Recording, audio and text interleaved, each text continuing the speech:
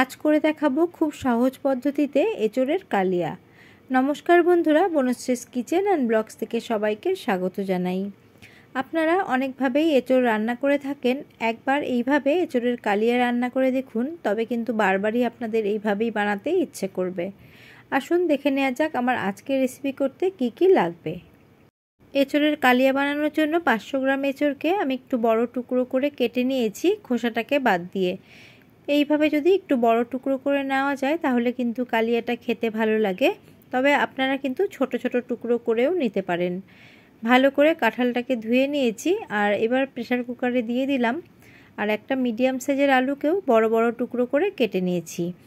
আমি এখানে আলুর পরিমাণ কম দিয়েছি, আপনারা চাইলে আলুর পরিমাণটা কিন্তু বাড়াতে পারেন।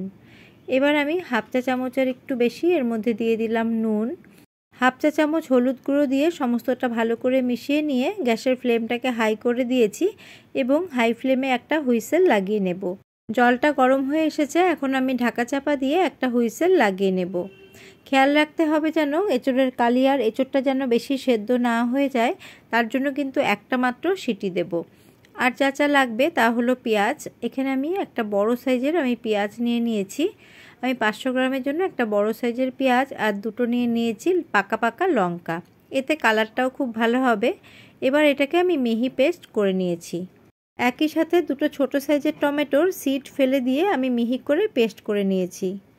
অপরদিকে এঁচোড়ও সেদ্ধ হয়ে গেছে, একটা হুইসেল দিয়ে আমি গ্যাস অফ করে দিয়েছিলাম। তারপরে এঁচোড়গুলোকে আমি একটা ছাঁকনির মধ্যে নিয়ে জলটাকে ঝরিয়ে নিয়েছি। এখন রান্নাটা শুরু করব, তার জন্য পরিমাণ মতো সর্ষের তেল গরম করে 4টে ছোটো এলাচ, 4টে লবঙ্গ আর এক টুকরো দিয়ে দিচ্ছি দারচিনি। একই সাথে একটা তেজপাতাকেও ছিঁড়ে দিচ্ছি।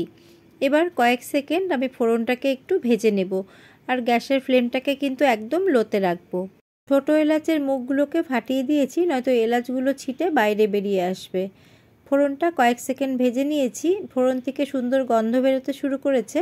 এখন যে পেঁয়াজ পেস্ট করেছিলাম, পেঁয়াজ এবং পাকা লঙ্কা, সেটা দিয়ে দিলাম।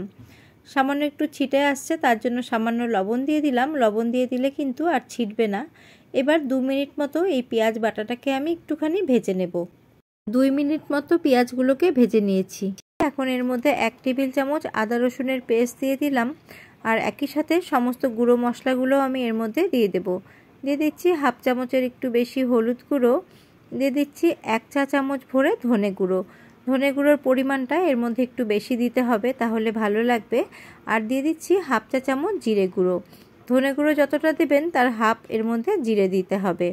আমি যেহেতু পাকা লঙ্কা এর মধ্যে বেটে দিয়েছি, তার জন্য আমি কালারের জন্য এর মধ্যে দিয়ে দিলাম হাফ চামচের থেকে একটু বেশি কাশ্মীরি লাল লঙ্কার গুঁড়ো। এতে খুব ভালো কালার হবে, কিন্তু ঝাল বেশি হবে না। এবার সমস্তটা আমি ভালো করে একটু মিশিয়ে নিচ্ছি আর মিনিট খানিক একটু নাড়াচাড়া করে নিচ্ছি। একই সাথে যে টমেটো পেস্ট করেছিলাম সেটাও দিয়ে দিলাম, দিয়ে মিডিয়াম টু লো ফ্লেম করে 5 থেকে 6 মিনিট মতো এগুলোকে আমি ভালো করে কষতে থাকবো। এই পর্যায়ে মশলাটা কিছুটা কষে এসেছে। মশলাটাকে কিন্তু আরও ভালো করে কষাতে হবে, যাতে মশলার কোনো কাঁচা গন্ধ না রয়ে যায়। এবার আমি 1/4 কাপের থেকে একটু বেশি এর মধ্যে জল দিয়ে দিচ্ছি। জল দিয়ে সমস্তটা ভালো করে মিশিয়ে আমি এবার ঢাকা চাপা দিয়ে খুব ভালো করে এটাকে কষতে দেব। ফিরে এলাম 8 থেকে 9 মিনিট পর। মাঝে আমি ঢাকা তুলে আরও 2 থেকে 3 বার আমি নাড়াচাড়া করে দিয়েছিলাম। আর এখন দেখুন মশলা থেকে তেল ছাড়তে শুরু করেছে। আমি আরও 1 থেকে 1.5 মিনিট মশলাটাকে খুব ভালো করে নাড়াচাড়া করে নেব। আর মশলা থেকে কিন্তু খুব সুন্দর একটা সুগন্ধ বেরোচ্ছে। মশলার মধ্যে আর কিন্তু কোনো রকম কাঁচা গন্ধ এখন নেই। সেদ্ধ করে রাখা এঁচোড় এবং আলু আমি মশলার মধ্যে দিয়ে দিলাম, দিয়ে সমস্তটা খুব ভালো করে মিশিয়ে নেব।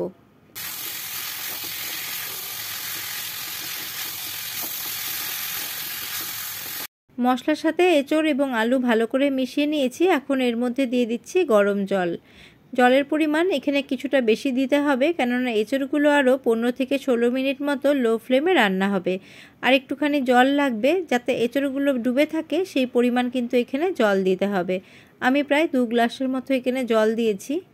আগে আমি সামান্য একটু লবণ দিয়েছিলাম, আমি চেক করে নিয়েছি, তারপরে আমি বাদবাকি এর মধ্যে নুনটা অ্যাড করে দিলাম। স্বাদের ব্যালেন্সের জন্য কয়েক দানা চিনি দিয়ে দিলাম। আপনাদের যদি অপছন্দ হয় চিনি দেওয়াতে, তাহলে আপনারা চিনিটা স্কিপ করতে পারেন। এখন গ্যাসের ফ্লেমটাকে আমি হাই করে দিয়েছি, যাতে গ্রেভিটা তাড়াতাড়ি ফুটে ওঠে। গ্রেভি টকবক করে ফুটতে শুরু করেছে। এখন আমি ঢাকা চাপা দিয়ে মিডিয়াম ফ্লেমে 5 মিনিট এটাকে রান্না হতে দেব। 5 মিনিটের পরে আরও 10 মিনিট আমি একদম লো ফ্লেমে এটাকে রান্না করব। ফিরে এলাম 15 মিনিট পর, আর দেখুন গ্রেভিটা কিন্তু অনেকটাই টেনে এসেছে। আর কালিয়ার গ্রেভি কিন্তু খুব পাতলা হলে ভালো লাগে না। রান্না করতে করতে আপনাদের যদি মনে হয় যে গ্রেভিটা কম মনে হচ্ছে, সেক্ষেত্রে আপনারা ফোটানো গরম জল দিয়ে গ্রেভিটাকে আপনারা অ্যাডজাস্ট করতে পারেন। আর দেখুন এঁচোড়টা কত সুন্দর সেদ্ধ হয়েছে। কালিয়ার এঁচোড় কিন্তু গলে গেলে একদমই ভালো লাগে না, সুসিদ্ধ হতে হয়। আমি এখন এর নুনটা একটু চেক করে নিচ্ছি, নুন লাগলে এই সময় একটু অ্যাড করে দিতে হবে। আপনারা আপনাদের টেস্ট অনুযায়ী নুন এবং চিনি দুটোই কিন্তু অ্যাডজাস্ট করতে পারেন। আমার একটু নুন কম মনে হলো, তার জন্য আমি একটু নুন দিয়ে সমস্তটা ভালো করে মিশিয়ে নিচ্ছি।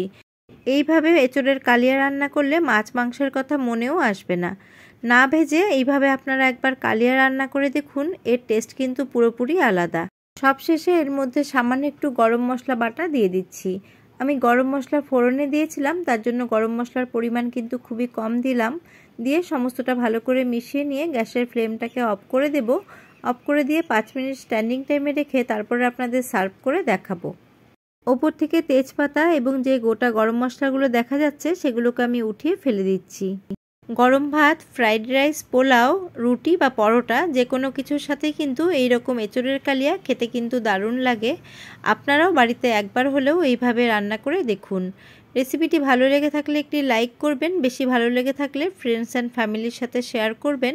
আবারও হাজির হয়ে যাব অন্য কোনো রেসিপি নিয়ে বা ব্লগ নিয়ে। আজ এই পর্যন্তই, নমস্কার।